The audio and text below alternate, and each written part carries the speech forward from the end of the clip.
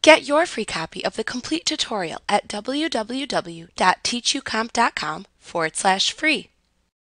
Creating an estimate allows you to show a proposal or quote for work you plan to do for your customer. Estimates also allow you to easily transfer the information to an invoice when you are ready to bill your customer without having to re-enter all of the information. To enable estimates and select the copy setting, click the gear icon and select the Company Settings link under the Settings heading. Click the Advanced tab and select the Automation section. Check the Copy Estimates to Invoices checkbox to enable estimates. In the drop-down box below, select which estimates you would like to be able to copy to invoices. There are two options in this drop-down box. They are Copy Accepted Estimates Only and Copy Pending and Accepted Estimates. Choosing Copy Accepted Estimates Only will only allow you to copy estimates that have been set as accepted. Choosing Copy Pending and Accepted Estimates will allow you to copy estimates that are still pending as well as estimates that have been accepted. When you're finished with your selections, click the Save button and then click the Done button to close the window. You are now ready to create an estimate. Click the Create icon and select the Estimate link that appears underneath the Customer's heading.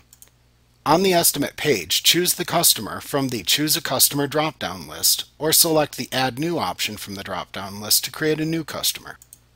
Directly below the Choose a Customer list is a small clock icon with the term Pending displayed. This is where you will set the status of the estimate. Click the small downward arrow to open the options for the estimate status. The options are Pending, Accepted, Closed, and Rejected. When creating new estimates, Pending will always be the default.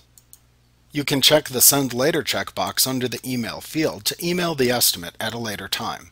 The email, billing address, and shipping address fields will be populated if you entered that information when you created the customer record.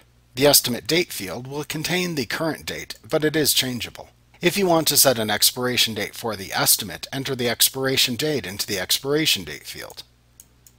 If you have shipping information turned on, the Ship Via, Shipping Date, and Tracking Number fields will be displayed.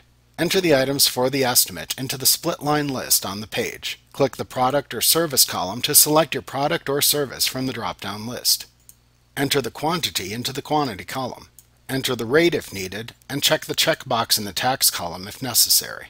Continue entering the number of products or services that you need for the estimate.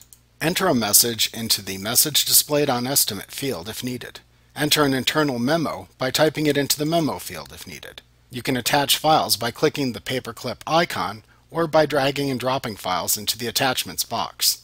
Note that the maximum file size for attachments is 25 megabytes in total. To print the estimate at a later time, click the Print or Preview link and check the Print Later checkbox. To print or preview the estimate, click the Print or Preview link and then choose the Print or Preview command in the pop-up window. A pop-up PDF viewer window will open, and you can click the Print icon to print the estimate if desired. You can then click the Close button or the X at the top right corner of the window to close it. To make the estimate recurring, you can click the Make Recurring link and enter the information to set the schedule at the top of the page. You can click the More link to copy the estimate, delete the estimate, or view the audit history for the estimate. To save and send the estimate, you can choose Save and Send from the Save drop-down button.